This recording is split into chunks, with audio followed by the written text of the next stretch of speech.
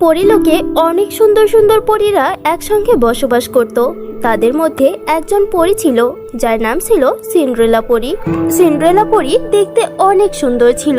তার লম্বা ঘন কালো চুল, ফর্সা গায়ের রং, টানা টানা চোখ এবং গোলাপি ঠোঁট ছিল। সিন্ড্রেলা পরী দেখতে যেমন সুন্দর ছিল, তার স্বভাব চরিত্র ছিল তেমন সুন্দর। সে মানুষের সঙ্গে অনেক ভালো ব্যবহার করত। তার মনটা ছিল অনেক দয়ালু। সিন্ড্রেলা পরী প্রায় সময় পৃথিবীতে যেত এবং গরিব অসহায় মানুষদেরকে সাহায্য করত। একদিন সিন্ড্রেলা পরী রানী পরীর কাছে যায় এবং তাকে বলে, রানী পরী, আমি আপনার কাছে একটা অনুরোধ নিয়ে এসেছি। আমি ভেবেছি যে পৃথিবী লোকে একটা জাদুর কেকের গাছ লাগাবো। সিন্ড্রেলা পরী, এটা তুমি খুব ভালো ভেবেছো। এটার সাহায্যে পৃথিবীর গরিব অনাথ বাচ্চাগুলো নিজেদের জন্মদিন খুব ভালোভাবে উদযাপন করতে পারবে, আর সেখানকার মানুষজনেরও অনেক সাহায্য হবে। সত্যি তোমার এই সিদ্ধান্তে আমি মুগ্ধ। তোমার এই সিদ্ধান্ত যদি অটুট থাকে তাহলে একদিন না একদিন পৃথিবী থেকে সকল সমস্যা দূর হয়ে যাবে আর সকল মানুষজন একসঙ্গে হাসি খুশিতে বসবাস করবে। রানী পরীর অনুমতি পাওয়ার পর সিন্ড্রেলা পরী পৃথিবী লোকে পৌঁছে যায়। সে নিজের জাদু শক্তির দ্বারা পৃথিবীতে অবস্থিত সবথেকে দরিদ্র গ্রামটি খুঁজে বের করে, যেখানকার মানুষজন খুব কষ্ট করেই দুই বেলার খাবার জোগাড় করে। ওই গ্রামে গিয়ে সিন্ড্রেলা পরী নদীর কিনারায় একটা জাদুর কেকের গাছ রোপণ করে। আর তারপর থেকে সেই গ্রামে যে বাচ্চার জন্মদিন হতো, প্রত্যেকটা বাচ্চাকেই সেই গাছ একটা করে জাদুর কেক দিত। এভাবেই কিছুদিন কেটে যায়। সেই গ্রামে সীমা নামের একজন ধনী মহিলা বসবাস করত। সীমার দুষ্ট একটা মেয়ে ছিল যার নাম ছিল রেনু। রেনু ছিল ভীষণ চালাক একটা মেয়ে। তার কাছে কোনো জিনিসের কোনো কমতি ছিল না। তবুও ছোটবেলা থেকেই তার একটা বদ অভ্যাস ছিল, সে সব সময় চুরি করত। রেনু গ্রামে ছোটখাটো চুরি করে বেড়াতো, আর তার মায়ের ভয়ে তাকে কেউ কিছু বলতো না। রেনুর স্বভাব চরিত্র দিন দিন খারাপের দিকে যাচ্ছিল।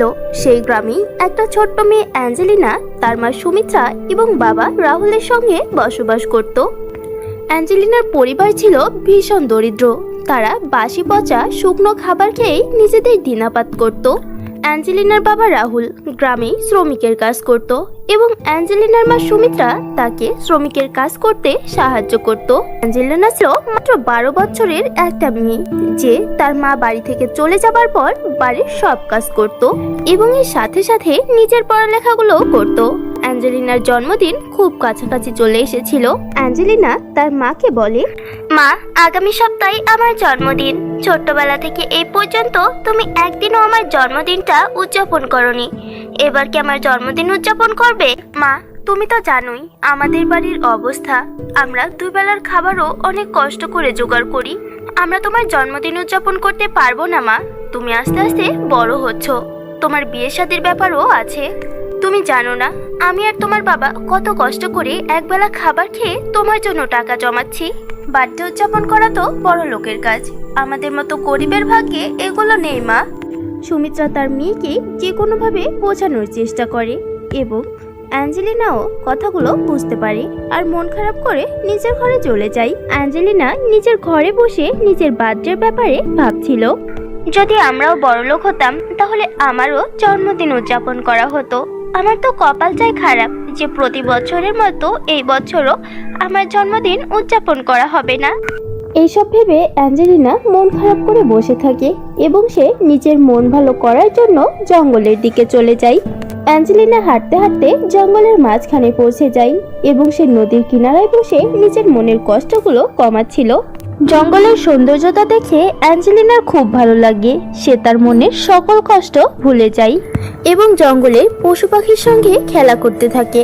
অ্যাঞ্জেলিনা জঙ্গলে থাকা একটা খরগোশকে তার মনের কথা খুলে বলে, তুমি জানো খরগোশ, আগামী সপ্তাহে আমার জন্মদিন, আর কেউ আমার জন্মদিনটা উদযাপন করবে না। কেউ যদি হতো যে আমার জন্মদিনে আমাকে সাহায্য করত, তাহলে কতই না ভালো হতো। অ্যাঞ্জেলিনার এই সব কথা সেই জাদুর গাছটি শুনে নেয়। সে অ্যাঞ্জেলিনাকে সাহায্য করার কথা ভাবে। শোনো অ্যাঞ্জেলিনা, আমি তোমার কষ্টটা বুঝতে পারছি আর আমি তোমার কষ্টটা দূর করেও দিতে পারি। আমি রানী পরীর অনুমতিতে এখানে রোপণ করা একটি জাদুর কেকের গাছ, আর আমি তোমাকে তোমার জন্মদিনে সাহায্য করব। অ্যাঞ্জেলিনা, তুমি তোমার জন্মদিন উদ্দেশ্যে আমার থেকে একটা কেক নিতে পারো এবং নিজের জন্মদিন উদযাপন করতে পারো। এটা শুনে অ্যাঞ্জেলিনা অনেক খুশি হয় এবং সে খুশি খুশি বাড়িতে গিয়ে তার মাকে সবকিছু খুলে বলে। কিন্তু অ্যাঞ্জেলিনার মা অ্যাঞ্জেলিনার কথাগুলো বিশ্বাস করে না। সে অ্যাঞ্জেলিনার সব কথাগুলো হেসে উড়িয়ে দেয়। দেখতে দেখতে অ্যাঞ্জেলিনার বার্থডের দিনও চলে আসে। অ্যাঞ্জেলিনা তার বাবা মায়ের থেকে আশীর্বাদ নেয় এবং খুশি হয়ে জঙ্গলের দিকে চলে যায়। জঙ্গলে পৌঁছে অ্যাঞ্জেলিনা জাদুর গাছের থেকে একটা কেক চাই। জাদুর গাছ, আজকে আমার জন্মদিন, আর আপনার কথা মতো আমি আজকে আপনার থেকে কেক নিতে এসেছি। হ্যাঁ অ্যাঞ্জেলিনা, আমার সবকিছু মনে আছে। জন্মদিনে তোমাকে অনেক অনেক শুভেচ্ছা। এই নাও, তুমি এই কেকটি নিয়ে গিয়ে নিজের জন্মদিন উদযাপন করো। অ্যাঞ্জেলিনা খুশি হয়ে কেকটি নিয়ে যাচ্ছিল।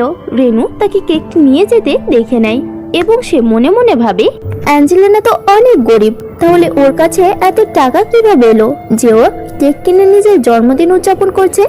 আমাকে তো জানতেই হবে।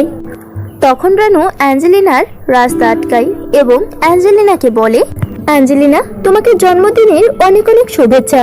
আর তুমি কি নিয়ে যাচ্ছ এই বক্সে করে? রেনু, এটা আমার বার্থডে কেক। এটা আমি আমার বাড়িতে নিয়ে যাচ্ছি। তুমি আমার বার্থডে পার্টিতে আসতে পারো। হ্যাঁ, কেন নয় অ্যাঞ্জেলিনা, আমি তোমার জন্মদিনে অবশ্যই আসবো। কিন্তু তোমার বাবা মা তো অনেক গরিব, তুমি এত দামে একটা কেক পেলে কোথায়? রেনু, আমাদের গ্রামের শেষ প্রান্তে নদীর কিনারায় একটা অনেক সুন্দর জাদুর কেকের গাছ আছে, যেটা রানীপরি গরিবদের সাহায্য করার জন্য সৃষ্টি করেছে। আর ওই গাছই আমাকে আমার জন্মদিন পালন করার জন্য এই কেকটি দিয়েছে। অ্যাঞ্জেলিনা সকল ঘটনা রেনুকে খুলে বলে এবং সবকিছু শোনার পর রেনুর মনে লোভ জাগে। সে সেই গাছটিকে চুরি করে কেটে তার সব কেকগুলো বিক্রি করার কথা ভাবে। বাহ, জাদুর গাছের কেক! আমি তো এমন কথা প্রথমবার শুনছি। তুমি কি আমাকে ওই গাছের কাছে নিয়ে যেতে পারবে?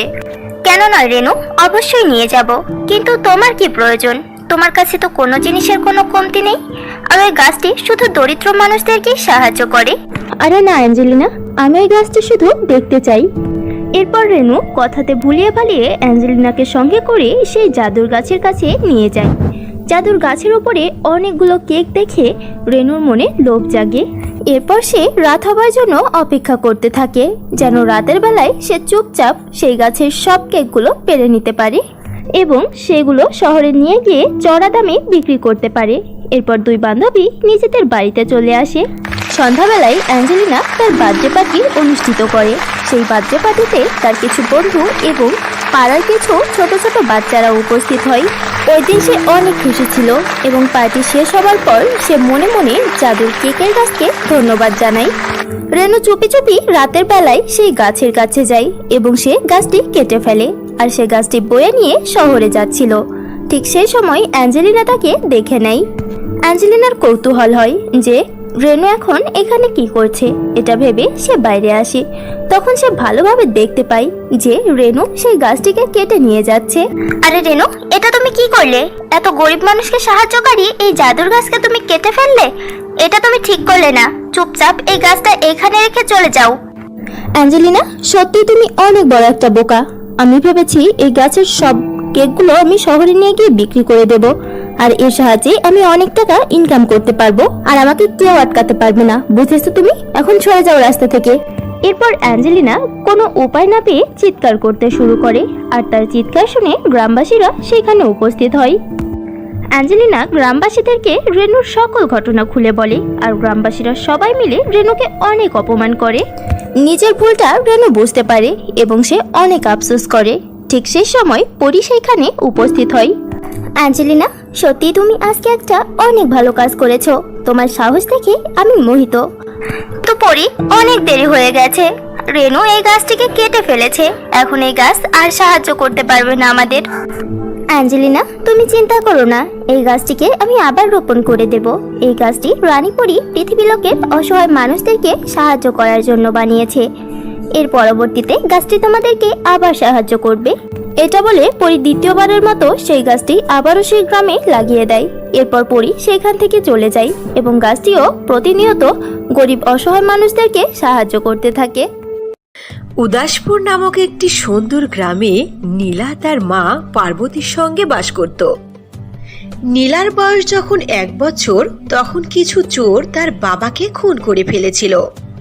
তারপর থেকেই নীলার মা পার্বতী নীলাকে বাবা ও মা দুজনের ভালোবাসা দিয়েই লালন পালন করে আসছে। এভাবেই দুঃখে কষ্টে অনেক বছর কেটে গেল। এখন নীলার বয়স 13 বছর। গুরুতর একটা অসুস্থতার কারণে পার্বতীর 2 পা কাজ করা বন্ধ করে দিয়েছে। পার্বতী হাঁটতেও পারে না। থাকার জন্য তাদের কোনো ঘরও ছিল না। তারা জঙ্গলের কিনারে রাস্তায় একটি গাছের নিচে বাস করত।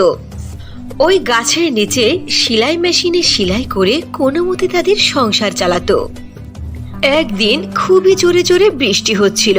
নীলা তার মাকে বলল, মা, সমস্ত কাপড় তো ভিজে গেল, এখন কি করব বলো?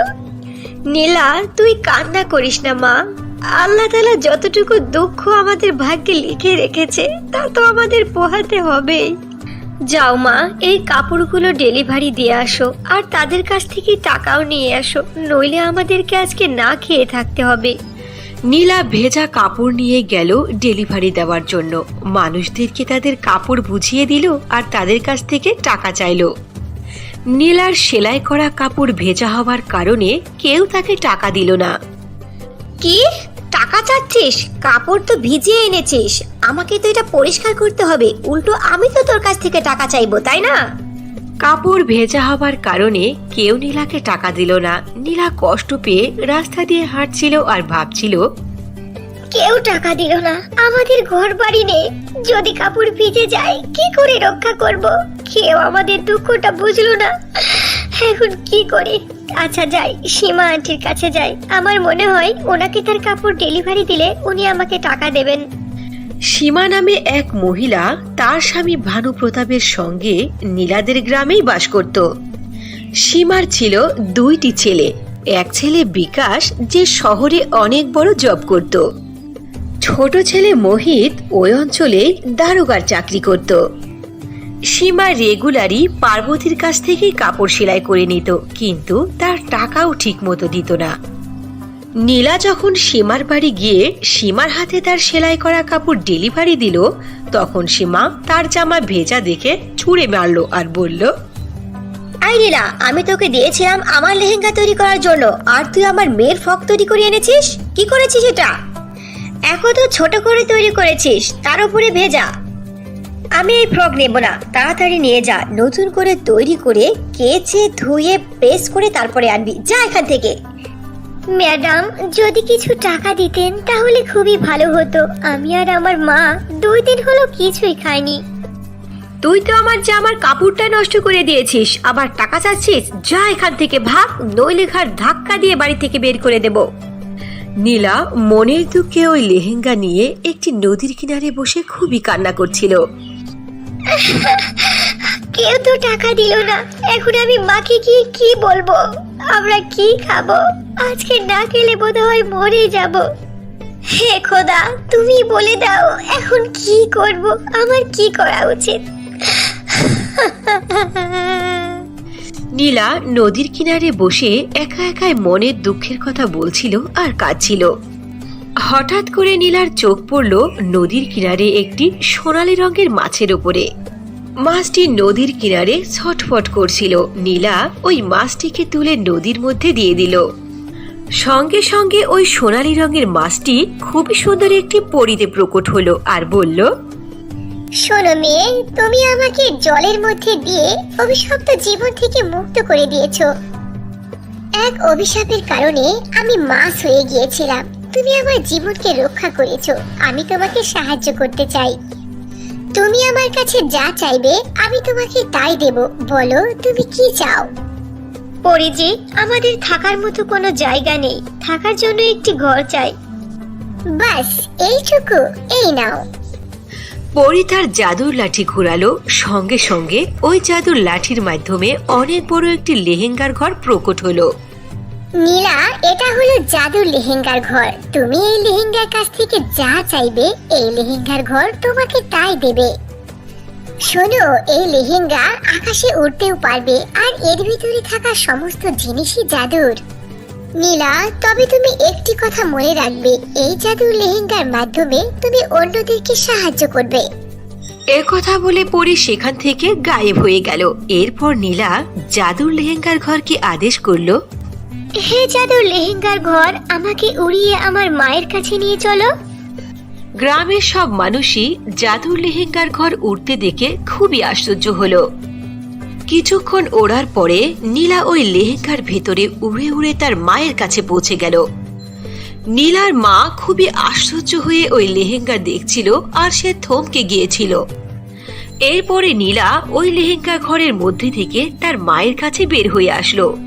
নীলার মা পার্বতী খুবই আশ্চর্য হয়ে নীলাকে জিজ্ঞেস করলো, নীলা, এত বড় লেহেঙ্গার ঘর তুমি কোথায় পেলে? আর এই লেহেঙ্গার ঘর উড়ছে কি করে? এরপর নীলা তার মাকে জাদুর ঘর ও পরী সম্পর্কে সবকিছু বলল। সবকিছু শুনে পার্বতী খুবই খুশি হয়ে গেল। এরপর থেকে নীলা ও পার্বতী দুইজনেই ওই জাদুর লেহেঙ্গার ঘরের মধ্যে থাকতে আরম্ভ করলো আর সেলাই মেশিনে কাজ করতে লাগলো। এখন থেকে সেলাই করা কাপড় ডেলিভারি দেওয়ার জন্য তাদের আর হেঁটে হেঁটে মানুষের বাড়িতে যেতে হতো না, বরং লেহেঙ্গার ঘর উড়ে তাদেরকে নিয়ে যেত। আস্তে আস্তে তাদের কাছে প্রচুর অর্ডার আসতে শুরু করলো। এরপরে একদিন, মা, এখন আমি খুবই খুশি। শুধু আমার গ্রামের নয়, অন্য গ্রাম থেকেও আমাদের কাছে কাপড় সেলাই করতে মানুষ আসছে। হ্যাঁ মা, আমিও অনেক খুশি। এভাবেই আমরা সারা জীবন মানুষের সেবা যত্ন করে যেতে চাই, আর কোনো ব্যাপারে লোভ না করে পরিশ্রম করে টাকা উপার্জন করতে চাই। একদিন নীলা ও পার্বতী দুজনেই ওই জাদুর লেহেঙ্গার ঘরের মধ্যে বসে সেলাই করছিল। এমন সময় একজন ব্যক্তি তাদের কাছে এসে তাদের কাছ থেকে সাহায্য চাইলো। কি সমস্যা আপনার? বলুন, আমরা আপনাকে কিভাবে সাহায্য করতে পারি? পার্বতী বোন, আমার স্ত্রী অনেক অসুস্থ, বাঁচবে কিনা জানি না। ডাক্তার বলেছে তাড়াতাড়ি অন্য শহরে চিকিৎসার জন্য নিয়ে যেতে, কিন্তু অন্য শহরে যাবার জন্য যে রাস্তায় পুল ছিল সেটা তো বন্ধ হয়ে গেছে। এখন আমি কিভাবে নিয়ে যাব? নীলা সেখানে দাঁড়িয়ে ওই লোকটির সব কথা শুনে ফেললো। এরপর নীলা লোকটিকে বলল, কাকু, আপনি চিন্তা করবেন না, দেখবেন সবকিছু ঠিক হয়ে যাবে। এরপর তারা তিনজনেই ওই জাদুর লেহেঙ্গার ঘরের মধ্যে প্রবেশ করে উড়ে গাড়ির কাছে গেল, যেখানে তার স্ত্রী ছিল। পার্বতী তার অসুস্থ স্ত্রীকে ধরে জাদুর লেহেঙ্গার ঘরের মধ্যে প্রবেশ করলো। এরপর জাদুর লেহেঙ্গার ঘর তাদের সবাইকে উড়িয়ে সোজা হাসপাতালে নিয়ে গেল। কাকু, এখন তো কাকিমা সুস্থ হয়ে গেছে, চলুন এবার আমরা বাড়ি ফিরে যাই আর এই সুসংবাদটা এলাকার মানুষকে দেই। আস্তে আস্তে এলাকার সবাই নীলার জাদুর লেহেঙ্গার ঘরের সম্পর্কে সব জেনে গেল। গ্রামের মানুষ সবাই এখন নীলা ও পার্বতীকে অনেক সম্মান করে। ওই গ্রামে সীমা নামে সেই মহিলাটি অন্য শহরে গিয়েছিল বেড়ানোর জন্য। যখন সে তার বাসায় ফিরে আসলো, তখন থেকে পার্বতী ও নীলার অনেক প্রশংসা শুনতে পেল। তাদের প্রশংসা শুনে সীমা হিংসে জ্বলে যাচ্ছিল। সে তার স্বামীকে বলল, যখন থেকে আমি বাড়ি এসেছি তখন থেকে নীলা ও পার্বতীর প্রশংসা শুনতে শুনতে আমার কাজ ঝালা পোড়া হয়ে গেল। আমি আর সহ্য করতে পারছি না, আমি কিছু না কিছু একটা করব। সীমা চুপ করে নীলার ঘরের মধ্যে প্রবেশ করলো আর তার সেলাই মেশিন সেলাই করতে লাগলো। আশ্চর্যের ব্যাপার হলো, তার সেলাই মেশিন ওই যে সেলাই শুরু করলো, কিন্তু কিছুতে আর সেলাই মেশিন থামলো না। সীমা অনেক চেষ্টা করলো, কিন্তু সেলাই মেশিন থামলো না, বরং তার হাত কেটে গেল। ওহ বাঁচাও, কে আছো বাঁচাও, আমার হাতের মধ্যে সুই ঢুকে গেল, সেলাই মেশিন কেন থামছে না? আহ! সীমার চিৎকার শুনে নীলা ও তার মা পার্বতী সেখানে চলে আসলো আর সেলাই মেশিনকে আদেশ করলো থামার জন্য। নীলা সেলাই মেশিনকে থামতে বলার সঙ্গে সঙ্গে সেলাই মেশিন থেমে গেল। পার্বতী, নীলা, তোমরা আমাকে মাফ করে দাও। আমি না বুঝে তোমাদের অনেক কষ্ট দিয়েছি। আজ তোমাদের এখানে এসেছিলাম তোমাদের সেলাই মেশিন নষ্ট করে দিতে, আর তোমরা আমার জীবন বাঁচালে। আমি বুঝতে পারিনি, আমাকে ক্ষমা করে দাও তোমরা। কাকি, আমরা আপনাকে ক্ষমা করে দিয়েছি। আপনি যে আপনার ভুল বুঝতে পেরেছেন, এতেই আমরা অনেক খুশি। আমরা মানুষদের উপকার করতে চাই, ক্ষতি নয়। আর কাকি শুনুন, আমার মা বলতো, আল্লাহ যদি কাউকে সুখে রাখতে চায় তাহলে সেই সুখ কোনো মানুষ ছিনিয়ে নিতে পারে না। আর আজ তাই হলো। এরপরে নীলা তার মাকে জড়িয়ে ধরলো।